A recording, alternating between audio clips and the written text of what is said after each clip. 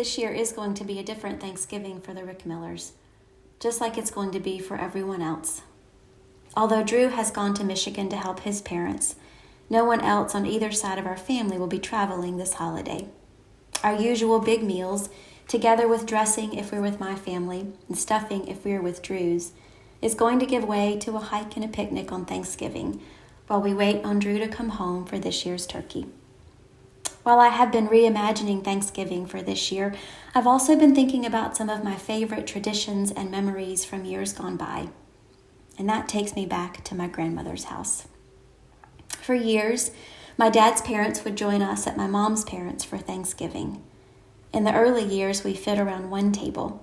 But by the time we had our last Thanksgiving at Grandmama's house, now almost 20 years ago, we had expanded to 3 tables. For years, we would eat late in the afternoon so that the Hunters in the family had time to get cleaned up before dinner. Others would either watch or play football while the rest of us moved from the living room to the front yard to the kitchen, where my grandmother would be making pans of her famous yeast rolls. She started the night before, scalding the milk with sugar and oil. Years later, when I tried to make her rolls for the first time, following her recipe and not just her lead, this is the step where I went wrong. I must have added the yeast too early before letting the mixture cool, killing it before I even got started. I've since learned that you can't rush these rolls. It takes time for the milk to cool and the yeast to rise, and that's part of my grandmother's wisdom, kneaded into her rolls. Once the milk cooled, she would add the flour, 5 cups along with salt and baking powder. It would get a good stir in her big bowl before going into the refrigerator to rise overnight. I wasn't at her house at this point in the process, but I imagine she would also set the table then. A white tablecloth with placemats set on top, her china and silver, water glasses and serving pieces. It was fancy, but not so fancy that it was intimidating. It was just inviting. The next day, she would pull the rolls out of the refrigerator and set the bowl on the counter for an hour or so until the dough was just right for rolling. Little by little, she would roll it out and cut the dough, basting each roll with butter, folding it into a crescent and nesting it in the pan to rise. This year, the girls and I made the rolls together, working our way through each step. Emma Kate loved rolling and cutting the dough, while Margaret basted each roll with butter. Ruth helped some, often sitting next to us, listening to music, chiming into the conversation as we worked. We talked about Thanksgiving last year at my mom, their grandmother's. It was the last time we made these rolls. We talked about how they played all day with their cousins and how much we would miss seeing them this year. We talked about how important it is that we not be together for now, because being together means too much travel among too many families who we love too much to risk exposure. We talked about how this won't last forever, but for now we wait. We wait until the time is right to remember those beloved traditions, and that time will come. In the meantime, we will make rolls. 2 batches this year, one to share outside and masked with Lori and Terry, who are being woven into our oldest and most beloved of Thanksgiving traditions, and another to go with our turkey, this year on Thanksgiving Saturday. There's not much question that this is a difficult season. It's especially difficult as we move into the holidays and families and friends are trying to figure out, what does Thanksgiving look like in the season of COVID? How do we come together even as we're being apart? It is a hard decision.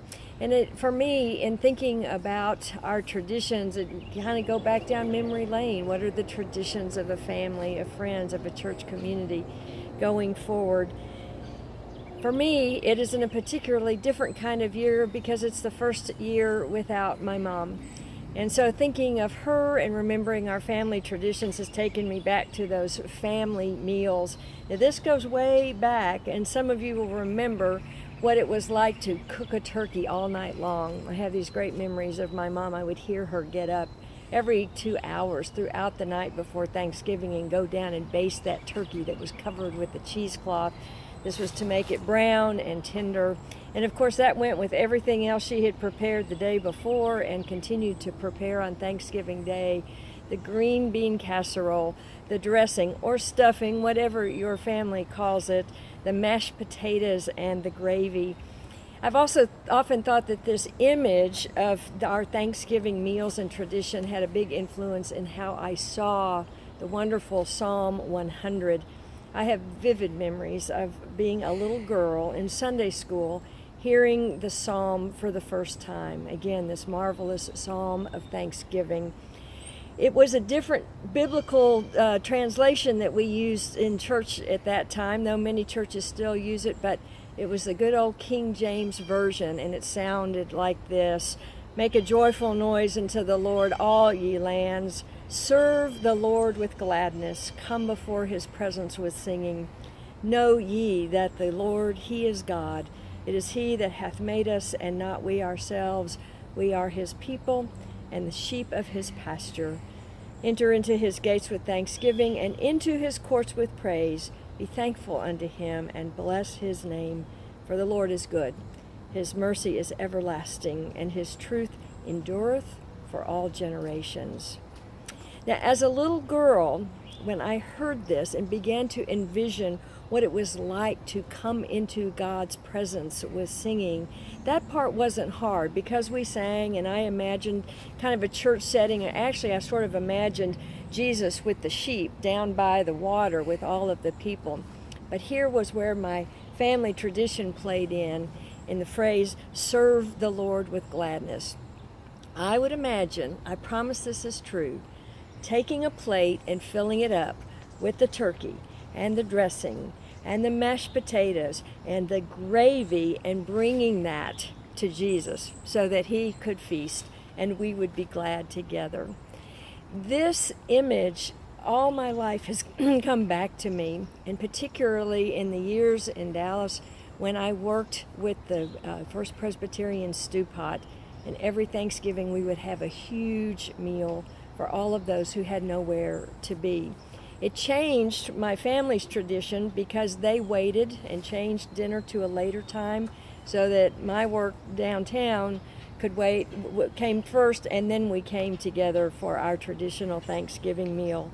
But it was always an interesting kind of balance because here was serving the Lord by serving these people of God who had no home, and yet being in my family who had such abundance and generosity around that table. It made it interesting to try to know what those prayers were and what it was to serve the Lord with gladness and to be in God's presence with singing and with commitment.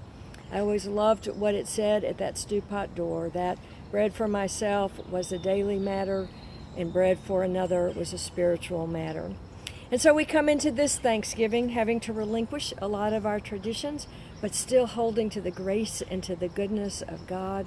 And so we hear the words to the psalm in a little more contemporary version and find where it is true in who we are and how we live. Make a joyful noise to the Lord, all the earth. Worship the Lord with gladness. Come into God's presence with singing. Know that the Lord is God. God made us, and we belong to God.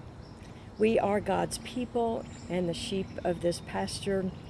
Enter the gates with thanksgiving and the courts with praise. Give thanks to the Lord and bless God's name. For the Lord is good, whose steadfast love endures forever with faithfulness to all generations. This is the good news by which we live, and we live into our traditions of thanksgiving and God's grace. Thanks be to God. Amen.